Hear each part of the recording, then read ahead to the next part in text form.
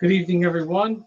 This is Jeff from Astroscoop, deep dive astrology coaching. And let's see here. Hopefully that's going to be okay.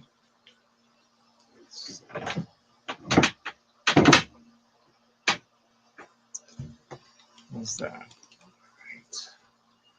All right, having a little technical difficulties tonight, so hopefully everything will go well and gremlins won't mess it up. Let's hope. It is 8:30 p.m. Eastern Standard Time, and I'm streaming here on YouTube. Hopefully everyone can see me.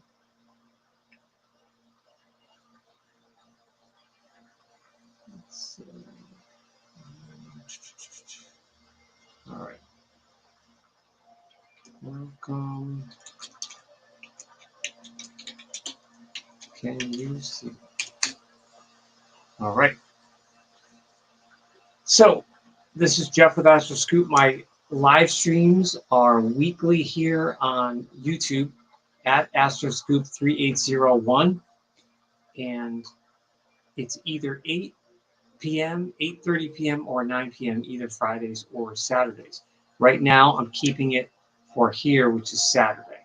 So tonight, Saturday, 8:30 p.m. on YouTube. And you can also follow me on X, which is Astro_Scoop. And you can follow me on Instagram, which is Astroscoop7. So YouTube, X, and Instagram are my main platforms that I'm on weekly and that I post, if not basically daily, if not every other day. So still trying to get used to this new streaming here. I see there's one person. Not sure if anyone can see me. Let's see.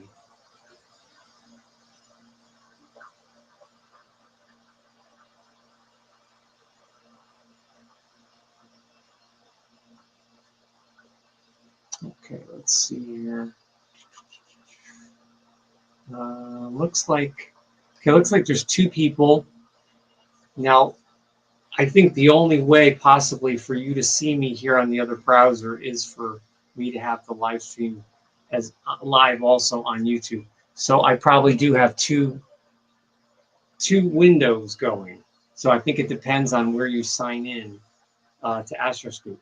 If you sign in with your Google account or YouTube, you can sign in and then you can see my channel. If you just find me through the YouTube search, but you're not signed in,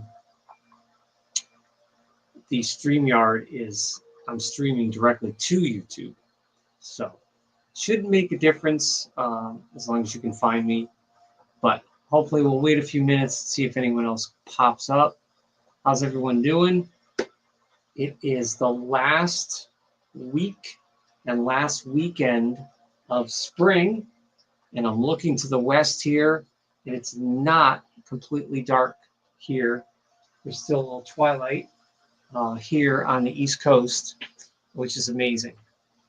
And we have one more week of gaining light, at least here in this part of the world.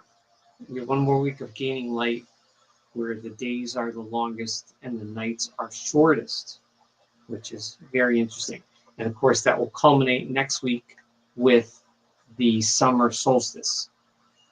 And we're going to talk about that. We're going to finish up Gemini tonight, and then we're going to talk about Gemini-Cancer Cusp, which begins very soon.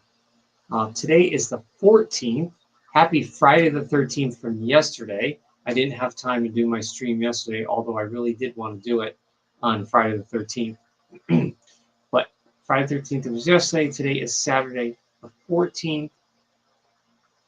And we have just a few degrees left in Gemini until we get to the Moonchild sign Cancer, but we'll be in the cusp period in just a few days. So today, June 14th, 2025, we're still in the latest part of Gemini, which I talked about last week, Gemini 3, which are people ruled by Mercury and co-ruled by Uranus, the seekers of adventure. So we talked about that, and then we're going to talk about Gemini and Cancer. I've been doing a lot of astrology research lately and looking at a lot of posts from other astrologers around the world, and things are really, really heating up with a lot of these alignments and some of the violence and some of the negative things that are happening around the world. A lot of these astrologers are predicting or have predicted a lot of this energy, a lot of this bad energy, negative energy, unfortunately. But some of these things have been in the works for decades, unfortunately. So there's definitely some things there that are were inevitable that were coming. But the outer planets making these alignments, it's quite amazing, because they definitely, these big shifts, when the planets are in a sign for so long, 10 years, 15 years, 20 years, they're so long in one sign, and that's predominantly one element. It's a huge shift when it goes to the next sign. So it's a couple things. It's the shift of like Saturn going into Aries, and then it's also the shift of when it goes into the new sign of what new aspects it makes in the cosmic sky with the other outer planets. So we're going to talk about that. So can anyone see me here on StreamYard? If people comment, do you see it? Do you see a StreamYard chat box, or do you see me just on the YouTube box? Because here, that's the YouTube I can see. And let me see.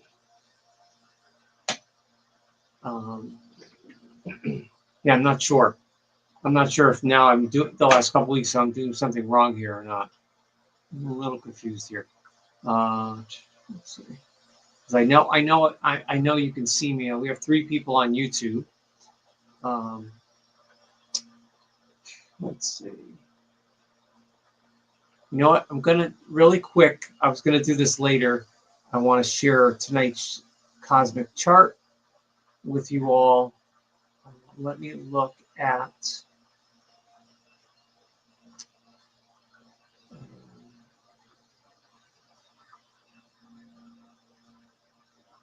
Whoops. No, it didn't work. Let's try that again.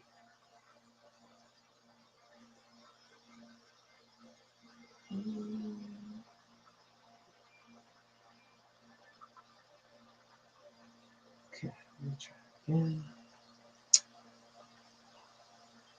Apologize for the difficulties here.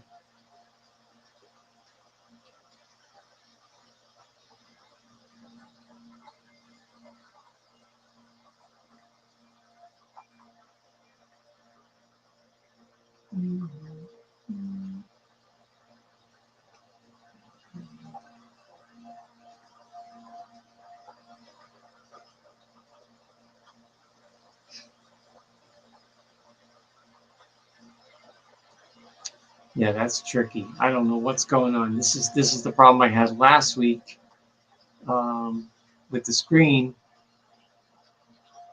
All right, let me see here. Second. All right. Okay. We lost somebody. No doubt to my delay here. But thank you for coming in here, and thank you for being patient. So tonight we're going to talk about a bunch of things, and I was going to do, if you'll recall, any of you that follow me regularly, a while ago, I think it was last fall, I did a Friday the 13th stream, and I mentioned about 13 different facts, approximately, on Friday the 13th, the numerology of it. So I was going to do the same kind of thing last night, but then since I didn't have time to do that, I didn't want to have to do two different live streams. So I kind of combined a little bit, not too much of the 13 essence, and then we can go into the astrological part. So don't forget to subscribe, sign in to YouTube, and subscribe to Astroscoop, and then click all are personalized. You can follow me on X, Astro_Scoop, and I'm also on Instagram, Astroscoop7, and I'm on both of those platforms almost daily, and you'll see a lot of this content on there and vice versa. So please check those out. And for those of you that didn't see my latest video from a couple weeks ago, it's a cusp video, which I believe I did the Aries Taurus cusp and also Taurus Gemini cusp. So I'm going to do more and more cusp. I'm going to do a lot more cusp activity because I get dozens and dozens of comments from people about my cusp videos, and still, even to this day, some of my videos from years ago are still getting watched and still getting comments. So it looks like the cusp videos are of great interest to people. I don't know if that means there's more cusp people or just because it's like the combination of learning about both signs or both, which is really cool. But today's June 14th, 2025, as I mentioned before. Yesterday was the 13th, and obviously there are, in the world, there are countries in the world that see the number 13 as lucky. Obviously, there is a bit of unlucky correlation. There's unlucky correlation with the number 13 or the concept of 13. And that mainly goes back to some battles where there was bloodshed and more. And there were specific people that felt that they were superstitious about 13 and things that happened on or near certain days 13, I believe in the 1700s. So there's a lot there for the 13. And then, but there are also countries that like that like 13 or see it more as neutral kind of thing. But 13 is an interesting number. A lot of buildings don't have a 13th floor because of that. They'll maybe go 12 and then goes to 14. I think both hotels and hospitals don't have a 13th floor. I'm pretty sure. And then the 13th degree of certain signs in astrology in the zodiac are a heightened degree and are a very sharp degree, like the cardinal signs, which like Cancer, like a 13-degree Cancer, which would be next month, is a very strong and heightened degree. So it's a very interesting degree if you're a cardinal sign. If you have a cardinal sign planet that's 12, 13, or 14 degrees. But the 13 has everything to do with with black cats. Although black cats are beautiful and amazing, and I think it's a shame that people look at black cats as mysterious or in some kind of negative way. I mean, black cats just represent intuition. All cats do, but especially black cats. It's very, very powerful energy. If you have black cats that spend time with you or are near you, and if you have a black cat that stares at you, I have a black cat, and he's almost 18, and he stares at me and he like looks through my soul. I am not kidding. It's no joke. If you have a black cat that looks at you like that, they're not only connecting with you, they're on another level. It's like a telepathic level. It's like feline telepathy, and they're reading your energy. But they only do that with certain people, and so I mean that loving cat might be loving to a bunch of people, but they're only going to look at you or someone else, whoever they're bonded with that kind of intuitive intensity. So black cats are wonderful. Obviously, all black animals are amazing and shouldn't be feared or anything. Norse Norse mythology, Loki, the myth of Loki, a prankster, had all kinds of happenings and dealings right around the number 13, or on a day of the 13th, and was kind of banned by certain things and caused all sorts of pranks and mischief. So that's another reason. Goes back to Norse mythology as far as 13th and kind of mischief and weird happenings and things like that. In Spain and Greece, the number 13 relates to Mars, which is Martes. So, Mars is war, but it can also mean positive action or positive heroic themes, or heroine themes that are positive. So it's not necessarily all bad if it's Mars.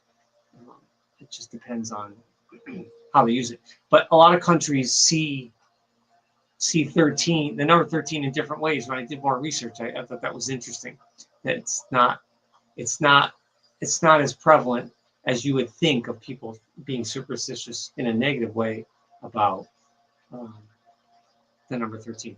And the number 13 in astrology, well, in numerology is one thing, but in astrology, I mentioned the cardinal degrees are a sharp degree at 13, but it's all 13 is close to the midpoint of a full 30-degree sign as well.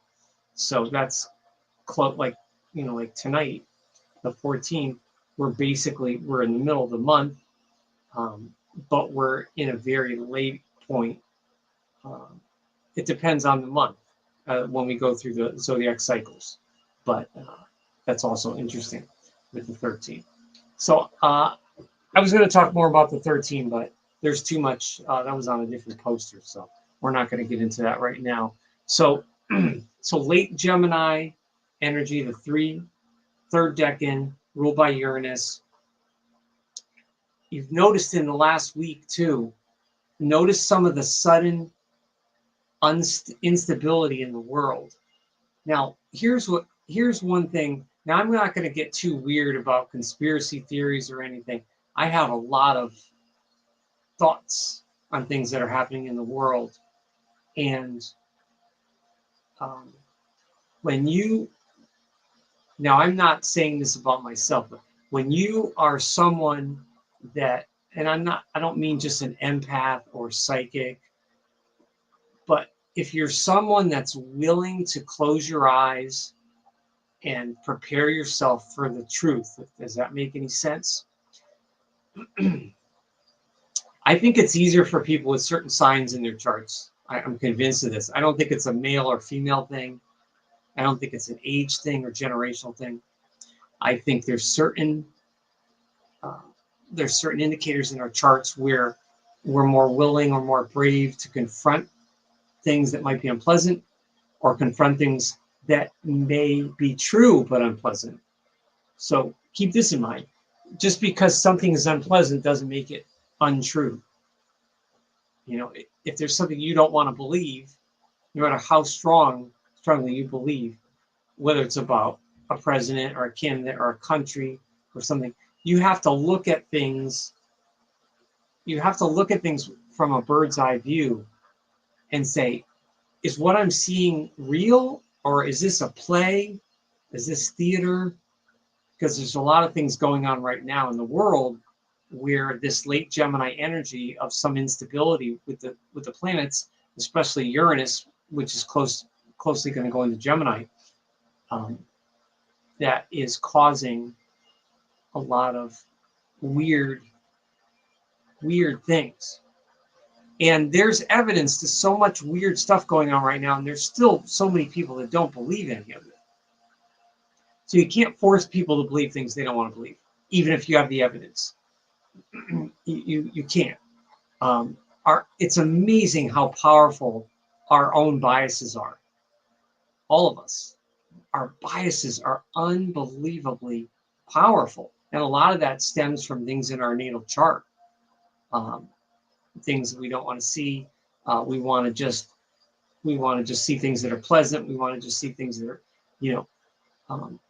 but you know, I watched a reel from an astrologer the other day, and she was talking about parenting. She was talking about astrology, and then she was talking about herself as a mom. And she said, you know what? As a mom, she said, I know my chart and I know my kids' charts, so that helps me understand them. She said, but I don't shield my kids from the truth. She said, oh, I know a lot of moms that do shield and protect their children from the youth and lie to them. And she said, I don't do that. Is it harder to parent, and are there more struggles and conflicts? Yes. But she said, ultimately, I want my kids to know that there are things in the world that are not always true. There are lies, there's deception, and that you really need to think critically. You need to think critically and trust your gut. You have to trust your gut. Again, certain things in people's charts. I know the gifts that are in my chart. I also know the struggles that are in my chart. You have gifts in your chart and you have struggles in your chart. Every natal chart has those fundamental strengths and weaknesses. But I'm at a point in my life where I want the truth. I don't want to be told what I think is the truth, or what I want to hear is the truth, or what fits me as being comfortable is the truth. It would be nice to just know the truth, and no matter how uncomfortable that is. And that's a hard pill for a lot of people in this world to swallow right now. The truth that's happening with all the relationships with all these countries. Some of these things are false flags. Some of these things are not real. Some of this is theater. Some of it is just like a TV movie set. And I know a lot of people won't believe that, but there are a lot of things there's a lot of evidence that shows that. But I digress. But this is how all these astrological energies play out in the world, and it's very interesting of how this late degree of Uranus in Taurus, which I see all those astrologers, especially in the UK and Canada, talking about this, about the last degree, the later degrees of Uranus and Taurus, which we talked about Algol, we talked about that weeks ago, and that sudden, Uranus is so sudden, and if Uranus gets anywhere near Mars, war, anywhere near Saturn, which is lessons and potential punishment, rigidity, structures, it's always going to stir things up, and then it's hitting these certain points in these countries' charts. That's what a lot of astrologers are doing right now. I haven't really been doing that lately, but they're looking at the midheaven and the midpoints, and how a lot of the charts and the leaders of these countries are having returns with their personal planets or angles hitting their Mars, which is interesting. It's very interesting. It's almost like everything is unfolding as like a script, kind of thing. But the late Gemini energy here is it is a wild card. It's absolutely a wild card. And as we go into summer next week, the Gemini-Cancer Cusp it runs from June 19th to 24th or 25th, depending on the degrees. And that's comprises very late Gemini, and then early Moonchild people, early Cancer, combining the two. But the summer is the summer solstice, obviously, in a week, is very heightened energy. It's very heightened. And it's interesting that the sign of Cancer is what initiates, at least here, initiates the season. And Cancer is all about feelings. Now, feelings are wonderful. We all have them, but feelings right there. But we look at all the problems with people in the world, countries of the world operating and off of their feelings, and all of these negative feelings, and not having a grip, not having a grip, so to speak. So some of these things go back, problems for decades, and some things are kind of bubbling, new bubbles with some of these alignments. But if you know anyone born between June 19th to the 24th or 25th, so that's in about 5-6 days, will be in the last couple degrees of Gemini, but those folks are Gemini-Cancer Cusp. So they combine Mercury. So again, it's coming off the Gemini 3, which we're in right now. It's coming off a Uranus and Mercury influence, which is kind of a wild card, and coming into late Gemini into the early Cancer, which is raw, early Cancer energy, which is the moon. And this cusp has the twins, obviously, and the crab, or kind of any kind of crawling sea creature is kind of related to Cancer and related to the moon. You know, the ebb and flow, the tides, and the sea creatures. But the Gemini and Cancer together next week, you'll feel a different shift. Now, what's going to happen too is the collective you, so you, the collective you, is going from this airy Gemini, late airy Gemini, which is the most fleshed out version of the sign, into early Cancer, which is going to start to get into I feel, into those feelings. So the sometimes unstable or unhinged nature of Gemini coming into the hypersensitive shell of Cancer, of the crab. So that can create, you know, you have air and water, or have air and water. You have thoughts and feelings coming together, feelings and thoughts coming together.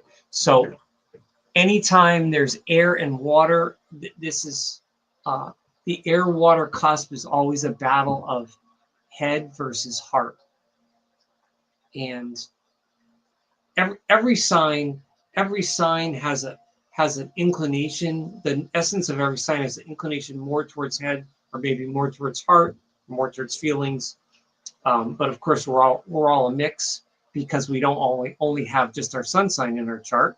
We all have our moon, and we have our Venus, which is love, and our Mars, our energy, our rising. We have so much. We have so much going on in the chart. That's another reason too. You know, when you get to know, if you meet someone new that you date, or you meet someone new that you're friends with, or that you work with, or you collaborate with in a club or something, that's why you don't always see people's true colors. It's not necessarily that they're hiding it from you.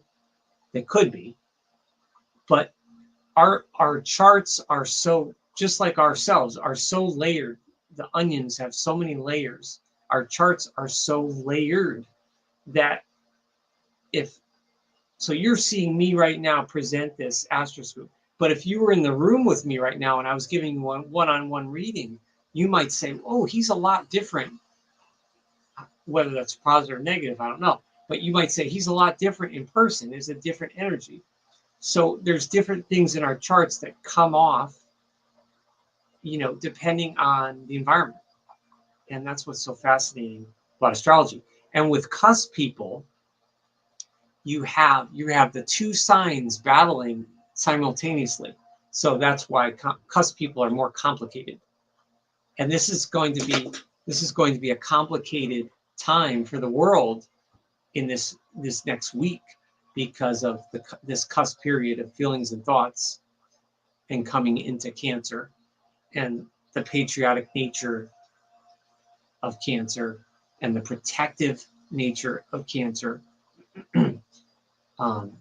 sort of thing. So there's a lot to talk about with Cancer.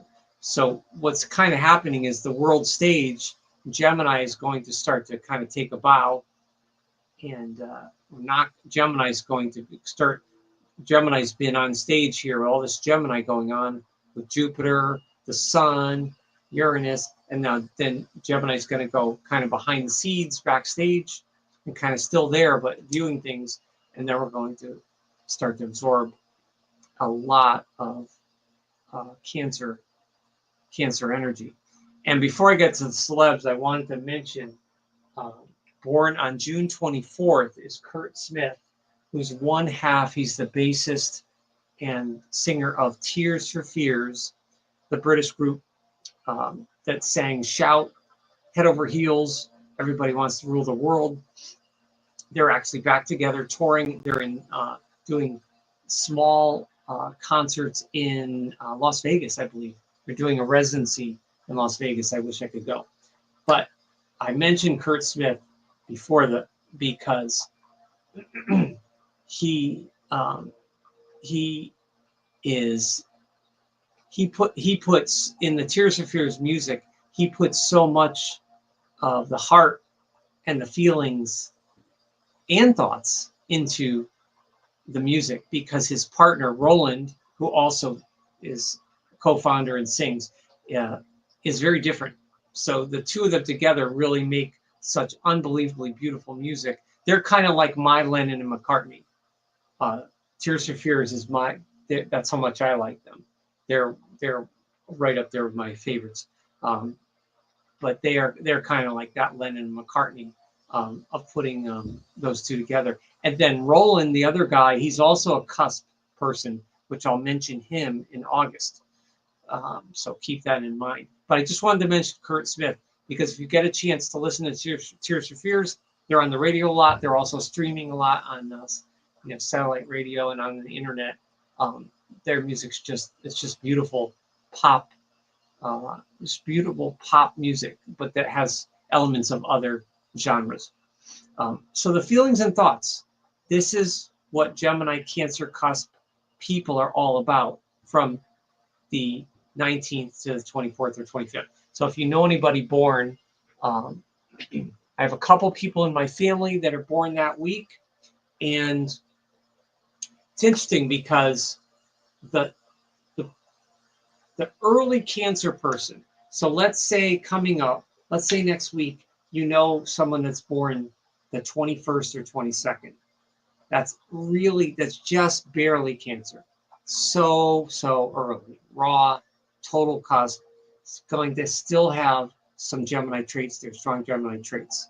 But then when you get to June 24th or 25th, like Kurt Smith, you're getting into probably 4, almost 5 degrees of Cancer. Just barely, still makes the cusp. Not a strong Gemini influence, possibly a little bit, unless there's other planets in Gemini. And then you're going to be looking at pure moon energy for influence. But Gemini Cancer people, how do they differ from the Geminis this week? What if someone is June 19th or June 20th and they're born right before the solstice, right? On that year, they're born right before the summer solstice, maybe hours before in the hospital, or let's say the solstice was in the middle of the night and they were born maybe 10 p.m. the night, the evening before, just a few hours. So they're going to be very late Gemini. So that Gemini energy is not pure. It's not raw and pure. It's very, very late. And it's so close to Cancer that person would demonstrate, depending on what environment you see them in, would demonstrate more Cancer or more Gemini traits. But remember, they're only one. They would definitely be only one sign. If they were born at 10 p.m. that night and it was still Gemini, they're Gemini. Well, let's say the solstice was 3 a.m., 5 hours later, they would be 0 of Cancer, but they would still have a little hint of Gemini.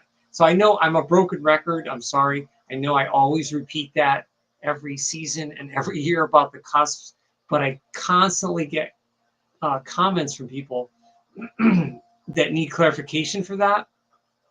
And there's no right or wrong way to look at the cusp energy. If you're July 20th on the solstice, but you feel more like a Gemini, you're tuning more into the Gemini energy than Cancer.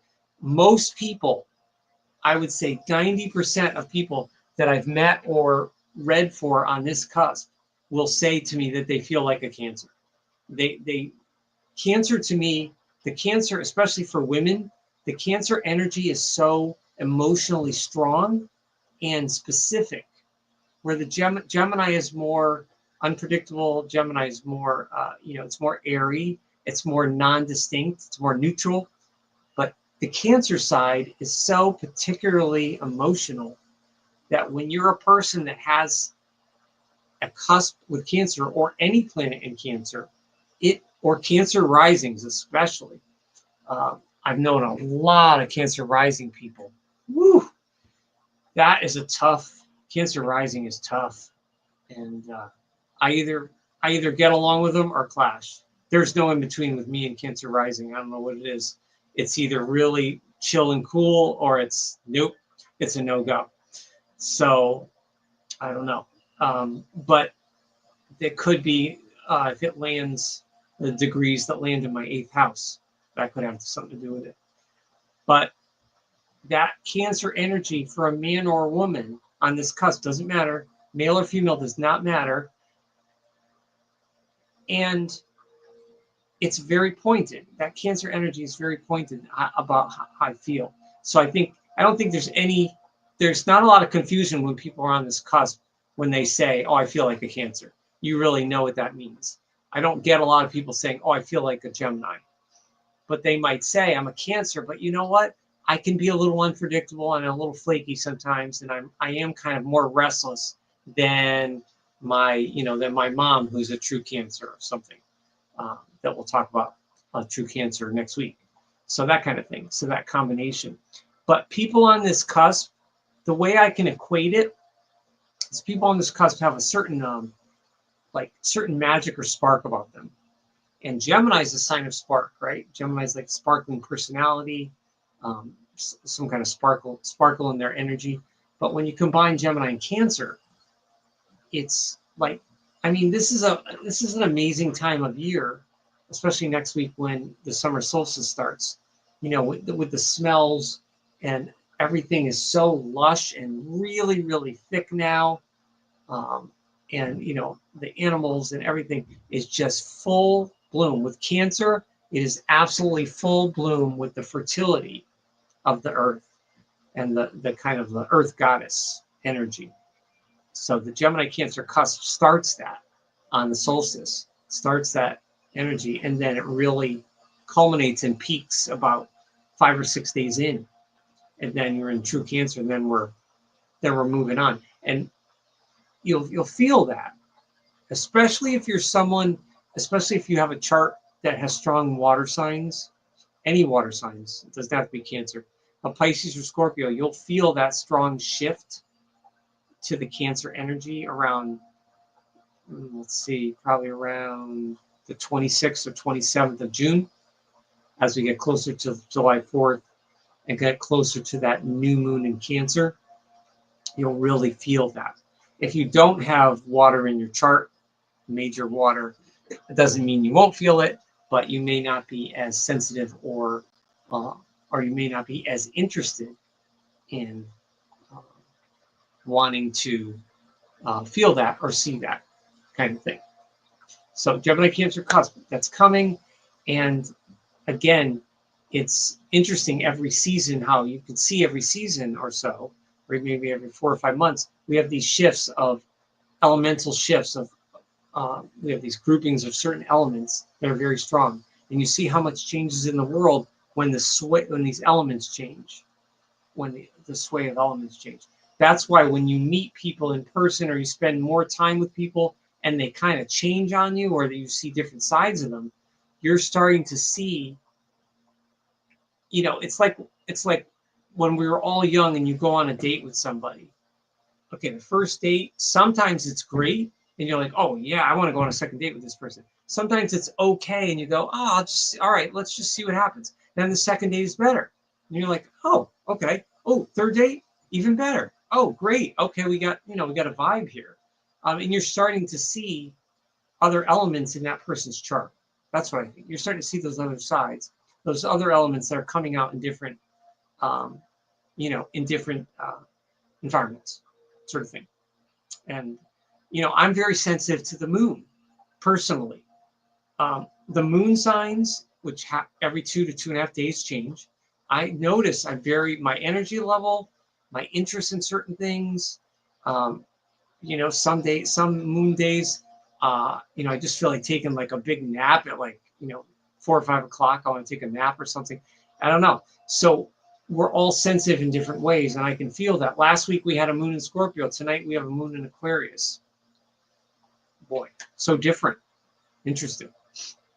And of course, it's where it lands in your chart as well. It can influence that energy and that environment for yourself. But feelings and thoughts, and these people are magical. And these are the type of people that would like Lord of the Rings,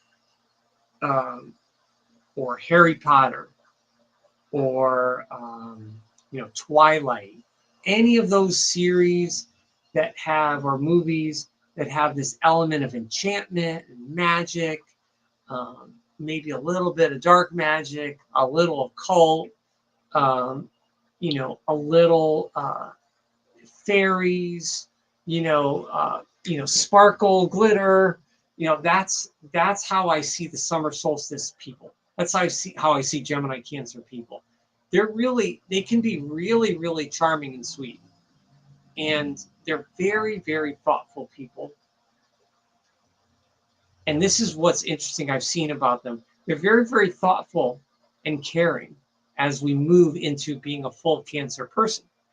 But they're also selfish. And their selfishness is kind of subtle. It's not obvious like an Aries selfishness, or a Leo. It's not obvious. You know, it's not too hard with a fire sign to see a little bit of the selfishness. But with a Gemini Cancer person, it's more subtle, and there's a little selfishness with their needs being met, especially emotional needs, or wanting attention in a certain way. But they're not always willing to give. They're not always willing to give the attention that they want, because they're private. They're very private people. And I know I say this every time, but cusp people are complex and tend to be more private. Definitely value privacy with the, you know, the two signs. Even if it's a cusp where a sign is more, you know, more yang or extroverted.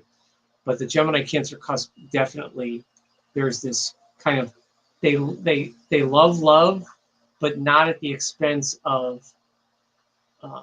they're kind of, they're shrewd. They know when to kind of be cool, and then when to use their heart. So they're not all heart, but they're not all head either, if that makes any sense. They're kind of head in heart, and they kind of know when to use it. So knowing when to use it could kind of implicate that they could be manipulative. They can be. They could use their charm, you know, their quiet charm or thoughts to kind of get their way. I mean, any sign can do that. We all do it to some extent in our lives. We all manipulate, even if it's in the tiniest ways, just to survive. It doesn't mean we're actually actively harming others or taking advantage of others. Hopefully not. But every sign has some degree of manipulation. Maybe I'll do a video on that, on how each sign, you know, manipulates their environment or something, or how we shift things. Maybe shift things more to our advantage. But Gemini Cancer is very thoughtful, and if you can give them space to be in their ivory tower, this is a cusp combination that they like. They're not necessarily, they're more of a spectator. They're not necessarily on the field. You know, they're not Harry Potter playing in the game, like flying around on a broomstick. That's not, they might like it and they might spectate, but they wouldn't necessarily participate in that. So they like to be a little more protected in their ivory tower. This might be someone that like lives, you know, in an secluded island, or on the beach somewhere in a house where there's no neighbors around. You know, that kind of person, or someone in the woods. That would be a Gemini Cancer person to me, that would value that privacy and that space, or more of being emotional space, I think, but a little bit of that air sign, space, the air signs need. But Gemini Cancer people are very interesting, very thoughtful, and they can be incredibly helpful as well. And sometimes they don't ask before they try to help people. And this is more so the Cancer part, which I'll talk more about Cancer. But anywhere there's Cancer in the chart, there is a quiet push. Cancer don't underestimate Cancer. Never underestimate Cancer in any way, because I'm not saying that they're going to snap on you, but Cancer is it's a strong, quiet push of a sign. I mean, we're starting, think of it. Think of the crab energy, the Mother Earth Goddess energy, starting off and commencing something as powerful as the solstice, which is next week.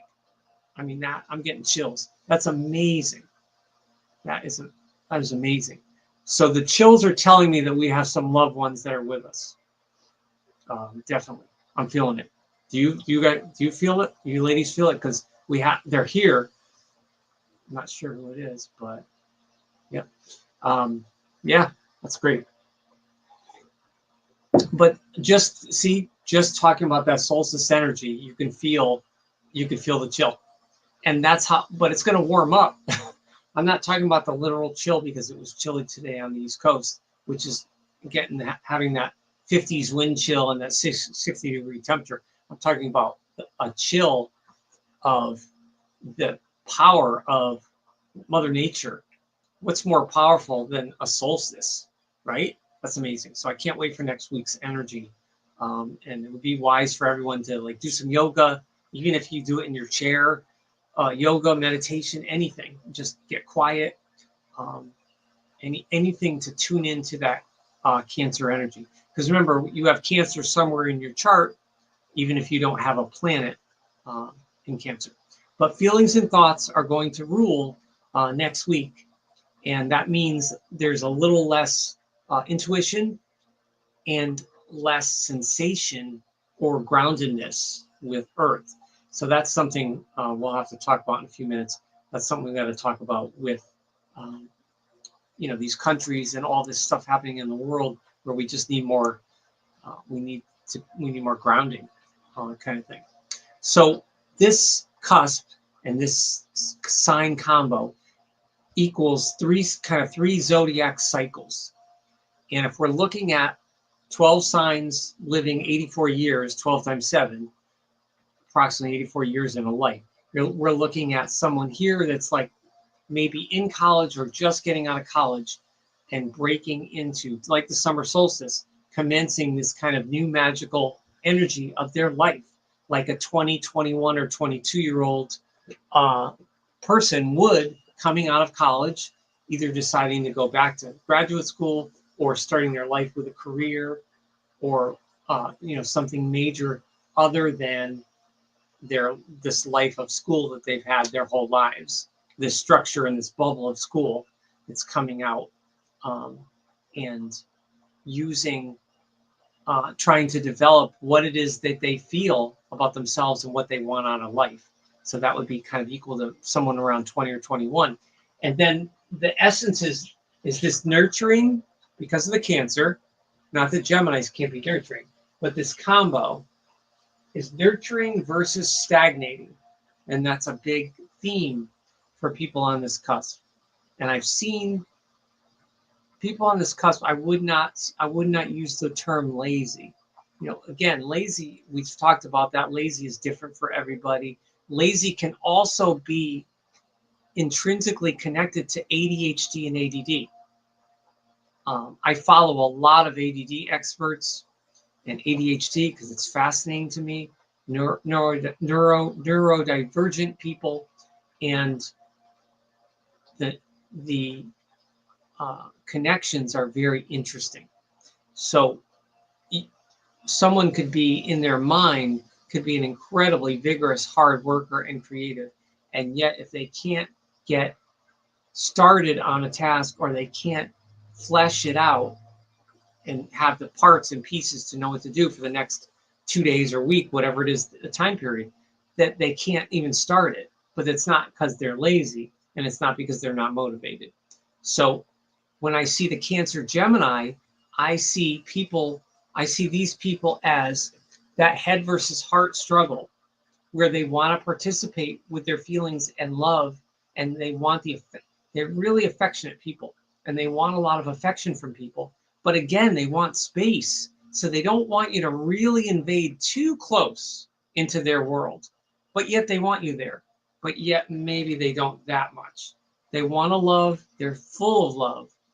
But again, they can be cool. They can be cool customers when it serves them. So they can kind of turn it on and off like a valve. So a Cancer Gemini person has to be aware of that you're not playing with someone, toying with someone in terms of, hot and cold kind of thing.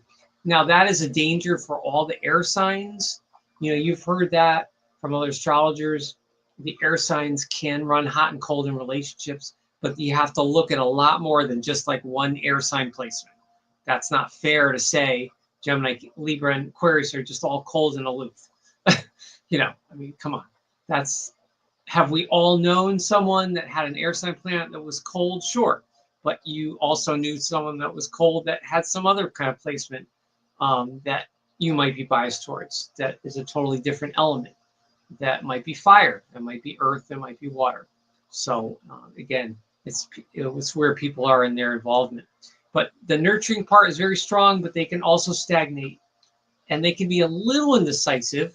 Not so much it's not like a Libra indecisiveness, but they can be a little unsure, a little insecure, having this restless air energy about thinking, about overthinking, and then this Cancer energy, which is cautious. It's pushing, and it's a little aggressive underneath, but it's still cautious. So you can see those struggles there. Head and heart, cautious, kind of aggressive. I want my needs, I want love, I want affection, but I don't want to be like, don't come into my ivory tower. Don't just come unannounced, kind of thing. So the introvert and the extrovert on this cusp that's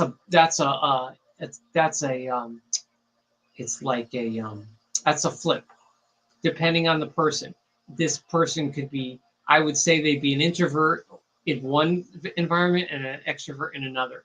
I know one older woman who's born on this cusp, and she says to me, I'm so shy. She said to me, I'm so introverted a while ago. And I said, you are? She said, oh, yeah. She said, it's really hard for me to schmooze and mingle with people and to, try to connect with people. She goes, but I love people. And I said, you're not an introvert. And she said, no, I am. And I said, but you have done things with your church and you have organized community things through your church and events to such a level. And you've worked with so many different people of different ages, genders, and ethnicities that you've brought together for a common theme. I said, you've talked to this person who's 20, you've talked to someone over here that's 50, and then you're working with women that are, 60 and 70, and you've put all that together. So if you were able to talk to all those people, you're not a true introvert. And she was like, oh, I guess I have a little extrovert in me. So it's interesting that she doesn't see herself like that, but she was able to, with her thoughtfulness, her heart that she put into her community activities, can connect with people. So the Gemini Cancer person might be on the quiet side, but that does not mean they're a total introvert. They can definitely, they have a social bent, and they can get into, get their way, and they can get people to do their bidding. That's a good way to put it. They can influence people in a way like that. And that's a good combination. That's a positive combination of the Gemini and the Cancer, maybe bringing out the best in, if you're working with a bunch of people for a project, bringing out the best in, this person's great at setup, this person's great with cooking, this person, sorts of things. This person's great with the social media page. We'll have that person do that. And that's, Gemini Cancer people are very good at that. But they have to really be careful of that stagnating, and they can get themselves just kind of stuck in that they're kind of comfortable, and they're comfortable in their zone and their privacy in their ivory tower sort of thing. So they have to work at putting themselves out there a little bit more. That would be good for Gemini Cancer people. Is put yourself out a little bit more, just a little bit beyond your comfort zone would be a good lesson. So they can be very objective, which they have a lot of good qualities that they can bring to work, jobs, like I said, the community involvement or volunteering things. They could be really good for that, really objective, but they're also have the tendency to isolate themselves when they're stressed, or if they feel like people are going to ask too much of them. They can isolate themselves, and that's kind of the Cancer part. But it's the combination and moving towards the moon, kind of the moon energy. Obviously, Pisces can be like that too, especially a Pisces cusp, which we've talked about. But objective versus isolated. So there's definitely a lot of conflicting kind of energies for them to try to reconcile. So there's a star that incorporates this word called Propus, and fixed star in the constellation, and it's a foot star, which is interesting. Now, Gemini is the nervous system and the hands, but now when we go into Cancer next week, we're going to be dealing with the breasts and the digestive system or stomach. That is all the domain of Cancer and the moon. So it'll be interesting to see. How, as a collective nation, how we digest all of this, all these happenings that are happening with other countries, and how we're going to, in a way, digest some of this food. Because when we're in Cancer, it's a whole different animal, so to speak, than when we're in Gemini, and there's more thoughts ruling. When we get into the feelings and feelings of the stomach. So Propus is a foot star, which is kind of interesting. So let's look at really quick. Let me see if I can share my screen. I know this didn't work last week. I'm not sure why it's not working, but I will try again. All right, let me see. We'll talk a little bit about the transits. Let's see.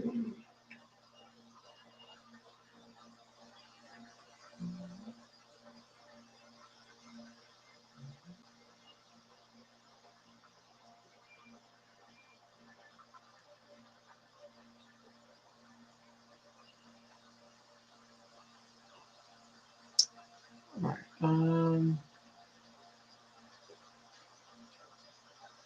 Yeah, it's not working. All right, let me try a different way. Let's see, bear with me.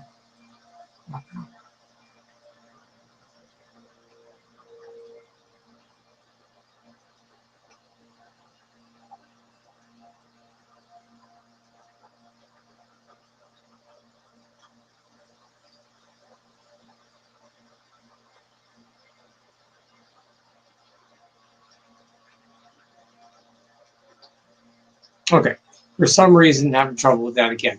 But I'm looking at the transits for June 14th, 2025, which also happens to be, dare I say his name, Donald Trump's birthday, which it's kind of interesting or eerie. But tonight we're at 24 degrees of Gemini, which Donald and anyone born yesterday, today, or tomorrow is going to be within 1 degree orb of these stars. These fixed stars with the foot, these people could put their foot in their mouth, literally, right? Metaphorically. But the interesting thing with this Gemini energy, which isn't cusp yet, this is still late wild card Gemini energy. These people, it doesn't matter if you love them or hate them, these people can be really brilliant in certain ways. And their brilliance can be their downfall. And they will, this is natural, pure talent. And for these folks born on the 14th, right around 6 years of age, is when they really start to show their talent.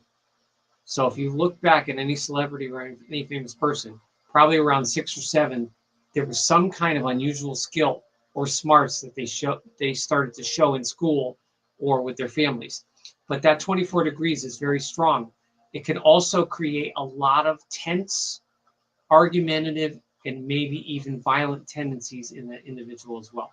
So it really is an absolute wild card energy for these next couple of days for the late Gemini. Now, Jupiter is in Cancer at 1 degree. So Jupiter in Cancer is obviously the Sun next week is going to conjunct that Jupiter in Cancer, which is at 1. But Mercury is also in Cancer. So remember I talked earlier, we have all this Cancer energy that's so powerful, all this Earth Mother energy. So we're going to be really, really low on all this air sign energy soon, which has its pros and cons. The pro is things will become a little less detached or aloof. Things will get a little more real, but we also might lose some detachment, or some of these problems with what's happening with the countries and some of these issues, we might lose some more detachment. The Jupiter in Cancer is in conjunct Pluto, that retrograde Pluto in Aquarius. Now the moon earlier today conjuncted Pluto. So, I mean, you can't make this stuff up. Go on social media and look at all that what happened in the last 1 or 2 days. It's coming up on the moon conjunct Pluto in Aquarius, all ruled by Uranus at 28 of Taurus, which is almost 29. That's going to be in Gemini really soon. So we're looking at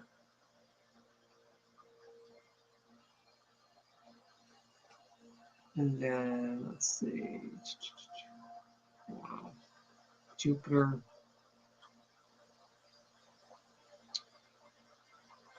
Jupiter goes retrograde in about 150 days. So we're going to have tons of Cancer energy next week. When the Sun solstice energy, we're going to have Jupiter Cancer energy early, still early. The Mercury is moving fast. That moves super fast. That's going to go into Leo and eventually into Virgo. So that's only, it's not even seasonal. Then Mars is in Leo. Mars is going to go in Virgo very soon, this week. And so all this air energy, and of course we don't have any Libra, but this air energy is really diminishing as we come into the Cancer energy. And all this Cancer energy is obviously going to be hitting the USA chart, and obviously countries of other charts or events. They all have Cancer somewhere. Especially if they have Cancer risings or Cancer at the top of the chart, which is all public, out in the open. If it's at the bottom of the chart or it's on the more on the eastern part, then it would be more could be more hidden or more kind of more low key. But we have a lot of that water energy. The node is still in Pisces, that's retrograde, and then of course we don't have any major transiting Scorpio. But we have this, Venus is still in Taurus. We have the part of fortune in Taurus. So that's will help with a little stability. That's not a really major factor in the chart though. And Uranus is in Taurus, right? Tonight is in the 5th. And it would be interesting, Uranus was in Taurus in the mid 30s. So around 1935, I think, to the early 40s. So obviously, any of you that are born that time, you know that you have a natal Uranus in Taurus. So you had a Uranus return, which is interesting. So it could have shaken something up in the arena of the house of your life that's in your chart. If it was the 10th house, it could be career. If it's the 4th house, it could be family. But we're going to have all that Cancer energy, and it's squaring. This is what a lot of astrologers are talking about. So the cardinal signs are such push. There's more push and more activity with the cardinal signs than any other signs in the zodiac. So when we have Sun almost in Cancer, Jupiter hitting Saturn. Jupiter and Saturn are square, and that's like a rubber band or a balloon that you're like blowing up, and then it's getting deflated and blowing up and getting deflated. Are we expanding positively, or are we constricting? And they're in Cancer. It's in Cancer and it's in Aries, which are raw, direct expressions of the cardinal energy, which is inevitably going to be tense, always, with the early cardinal signs. That's very raw. And of course, Saturn is conjunct Neptune in Aries. Haven't had that in forever. And that's tonight. It's in the third house. Right now, for a baby being born, they would have it in the third house. But of course, that moves. But we have all this cardinal energy. The Libra is sitting there, and then we have Capricorn rising tonight. Right now, we have Capricorn rising, but of course, no major transits are in Capricorn. But we're going to see the Saturn in Pisces was all the illusion, and now we're seeing all of that. Some of those truths we talked about that was going to come out. Now we're seeing them come out and play out in this kind of weird, complicated cusp fashion. And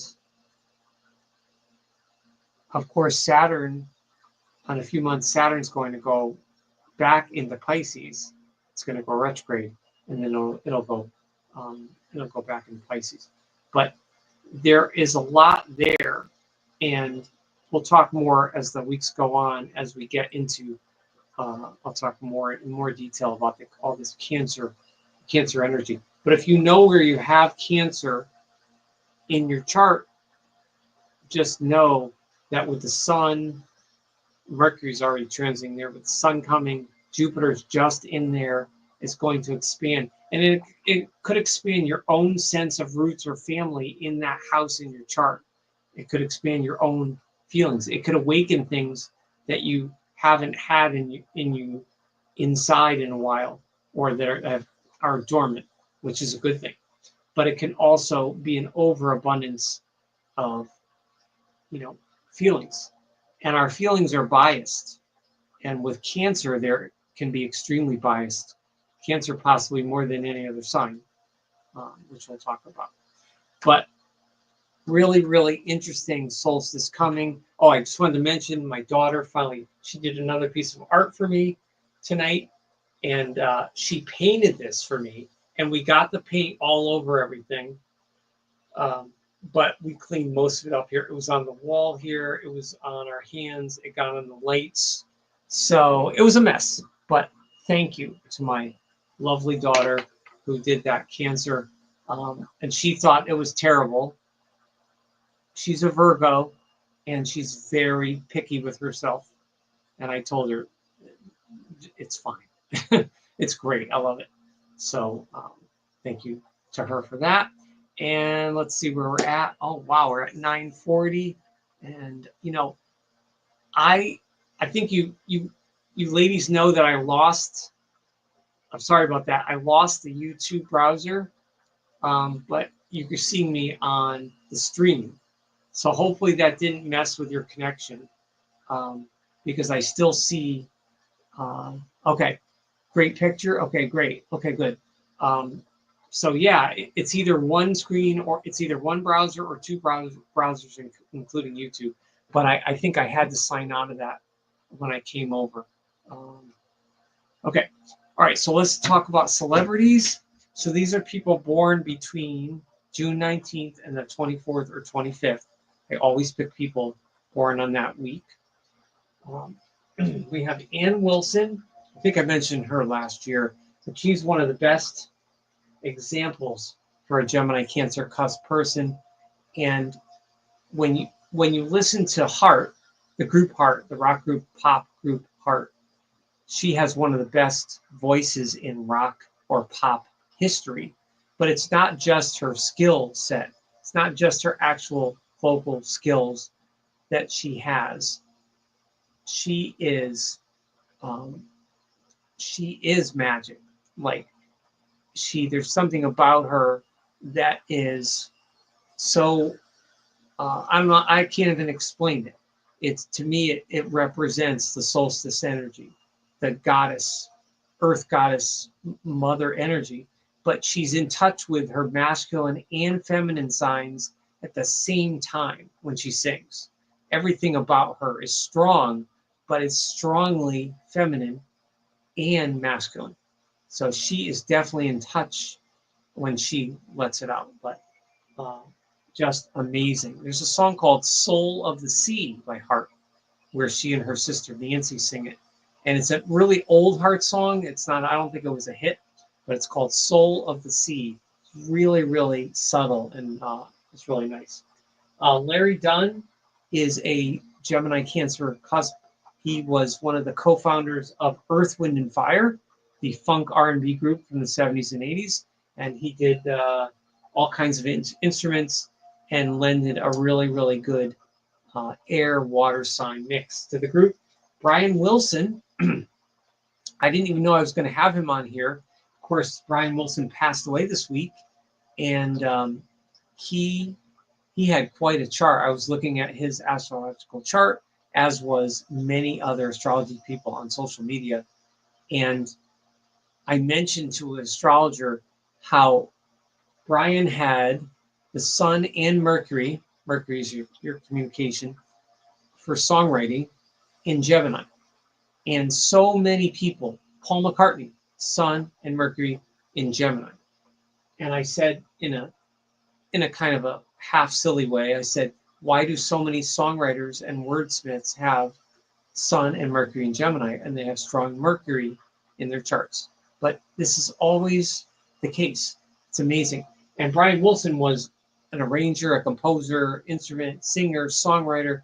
I mean, I don't love all the Beach Boys music, but you got to hand it to him, the kind of how he helped kind of shape that whole sound and that vibe of that kind of 60s surfer, garage rock, pop, whatever that was and is. He helped really shape it.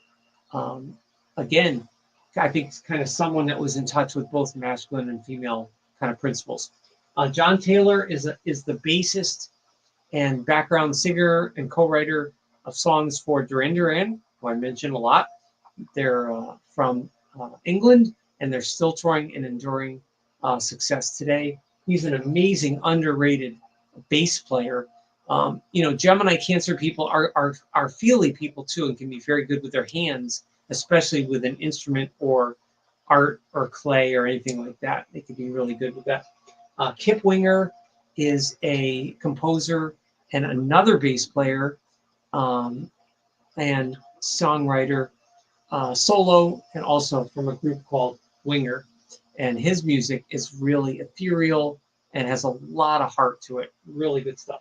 Todd Rundgren is a prolific producer, songwriter. He has his own work. He's worked with all sorts of pop and rock artists, and from songwriting and producing and co-writing songs, all sorts of things. And he's great. He has a song, a hit called Hello, It's Me. It's a big 70s and 80s staple, and it was big. It's really, really good. Derek Forbes, he's an obscure bassist. I don't know what it is. I'm on the bassists. Obscure bassist from a group called Simple Minds from Scotland. And he's really overlooked.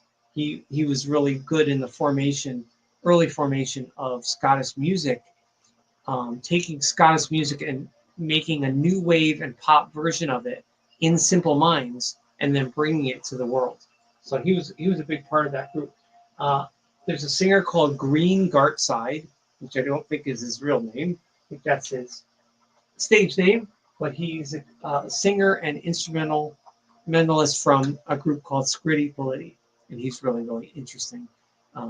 Very, very clever, thoughtful songwriting.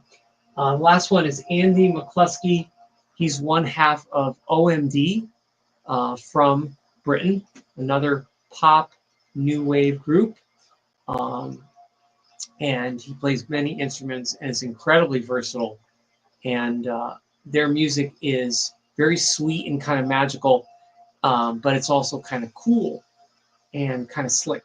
So that's interesting about that. So Karen says, I know several people born during this period and appreciate your insights. Oh, that's great. Yeah. And depending on when their date is, right, they either would be a late Gemini or early Cancer. But people born on this cusp also, between having the feelings and the thoughts, they can have a interesting sense of humor. And the sense of humor can be funny, but it can also be a little sad.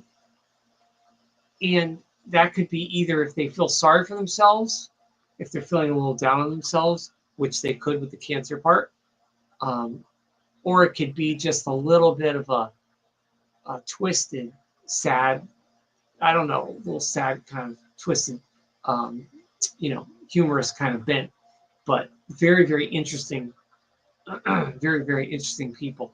And, when you're born on a cusp people, it must be tough to reconcile and balance those two signs, because both, no matter what sign you are, you're born in a period of the year that's in flux. And a part of that's a very specific week in the month and in that season, whether it's a solstice or an equinox, we're in that season, and it's all very specific how it moves forward, going from like the mature Gemini energy into early Cancer, which is raw. And then if you believe in the cycles of the zodiac, that's someone that's a young adult. So you equate someone, even if you know someone that's older that's born this cusp, it's almost like the kind of the wonder, the awe and wonder and magic of starting your life when you're 20 or 21, and everything that's in front of you. Remember being 20 or 21, and like sometimes you think you know it all, you got it all figured out, and then life has all sorts of lessons to teach you that you have no idea that's coming. But that doesn't mean you shouldn't dream and be bold and and get there. That 2021 period is very interesting if it relates to this, and it's also interesting with a Uranus, a strong Uranus impulse to break free, not only of your childhood and adolescence, but to truly break free of maybe of school, of anything that was a bubble that might have been holding you back. And these folks, they seesaw between that, wanting to be out in the world, nurturing and experiencing the magic of the world, but also stagnating and sometimes isolating themselves and wanting that privacy. It's hard for them, at least from what I've seen. It can be hard for them. And I would say they could also be, even though they're talkative, they could be a little secretive, right? So just because someone's talkative doesn't mean that they're sharing everything. Talkative doesn't necessarily mean sharing. That's different. You could be an introvert and a big sharer, or you could be an extrovert and share very little, sort of thing. So that really depends on how that's going. But yeah, we have a lot of interesting things happening. And just really, really quick before we go, I'm sorry I can't share my screen with you. I'm not sure what's going on here, but I wanted to look at Donald Trump's chart, and I'm not looking at his chart in any there's no personal reason why I'm looking at it in terms of, I'm kind of neutral on him anyways politically, but I'm just looking at it purely astrologically, because any person of history, good or bad, is interesting to me, because energy is energy, and someone like him he's such a wild card of a person, in so many ways, but so is Biden, so is so many other big political figures in our world, and they don't get to those kind of positions with wimpy charts. Their charts are not wimpy, ever. An astrologer never looks at any of these male or female charts and goes, "Oh, that's a real wimpy chart. I'm surprised that they're so well known." Never the case. And Donald Trump has, the interesting thing with him is he has he has a 29-degree Leo ascendant. So Leo is look at me, look at me, look at me, but his ascendant is literally minutes away from being Virgo. It's not really a Leo ascendant. It's Leo. It's like I'm basically a Virgo ascendant, which is incredibly shrewd and good at business, but has the remnants of that critical degree of the last Leo sign, but that's a cusp degree. And then he has Mars there. So anytime someone has Mars kissing their ascendant, so you have your ascendant here and Mars is like right there ascending, the person is, whatever happened in a past life to them, they're balancing out the karma in this life, I think. So you could love the person or hate the energy of the person, but they are manifesting an archetype of what they did or did not do in a previous life. So he was probably a woman in a previous life, and he was probably if you see him as a victimizer, he was probably a victim in a previous life. If you see him as a victim, then he was probably a victimizer in a previous life. But that points to me and tells me that he is an absolute warrior for good or bad or ugly. He is the good, the bad, and the ugly. That's just what he represents. But even if this was a woman, even if this was Kamala Harris, or if this was, any of the female senators, Mars kissing your ascendant there is the pure warrior energy to the world. You come into this world on your day of birth saying, I'm a warrior and I have to fight and I'm going to fight. However they use that is a whole nother scenario.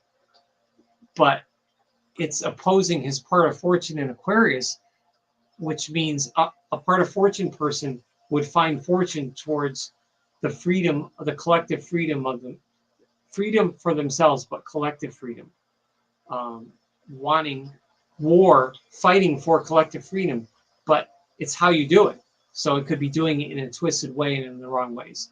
But anyone with Mars there and being in late degrees of Leo there, that is so close to Virgo that it's not pure fire energy.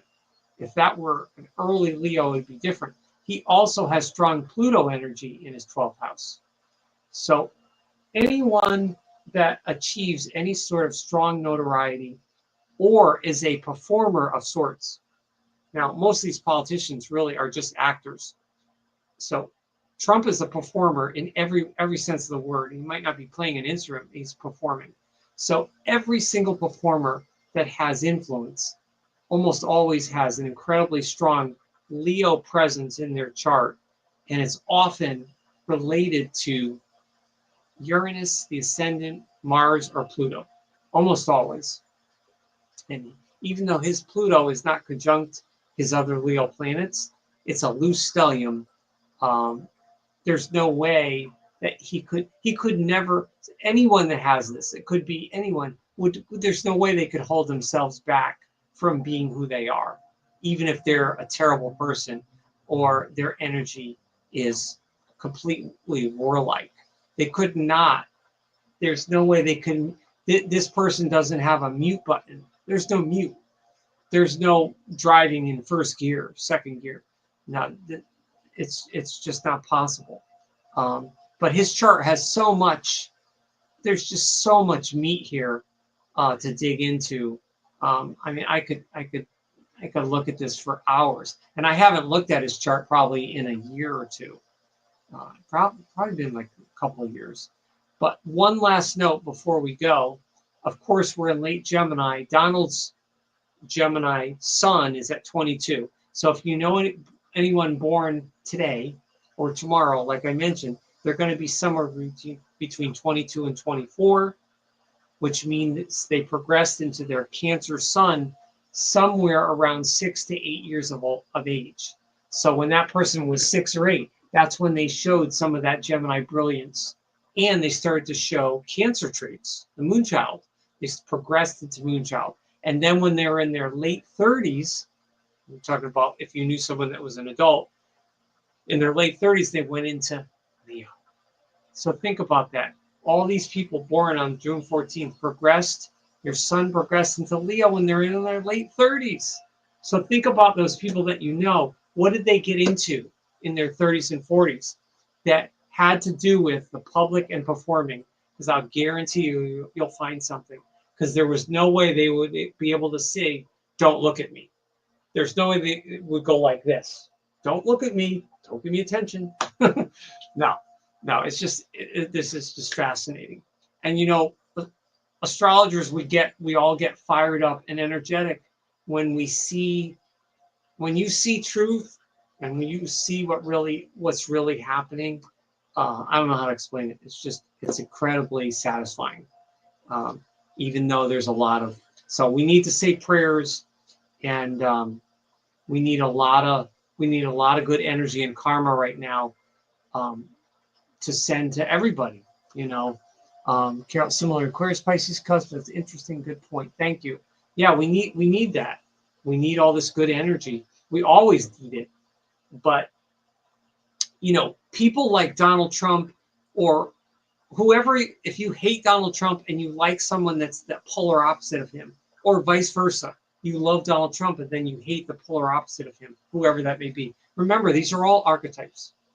So we all have to take a moment and breathe and take our emotions and our ego out of it once in a while. And just remember, these people are archetypes. And it sucks. It does actually suck, like a vacuum. It does suck when we have to go through certain things. And we need more women in power? Yes. We need more female energy for the balance. And that's what the solstice energy is for next week. It's female energy. But we need that. But these archetypes, you know, a lot of things are breaking apart. A lot of people are breaking apart. Systems are breaking. And there might be some silver linings behind the scenes. So hopefully we'll see what happens for the summer. But this was our last Gemini, so happy birthday to any late Geminis. That if you just had your birthday or you're having your birthday in the next few days, happy birthday to all those people. And then next week, now I might do my live stream Thursday, which is the 19th, I believe. We might do it. So look on Instagram or X.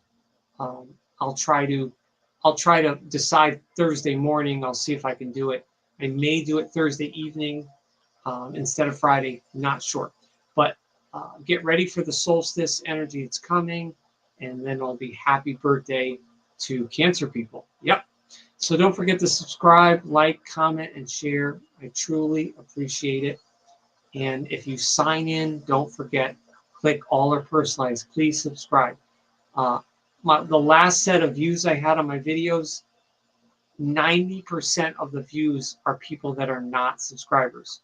So that's amazing to me. 9 out of 10 people are watching me but not subscribing. So please do that. Thank you so much. Until the next one, stay safe and be yourself.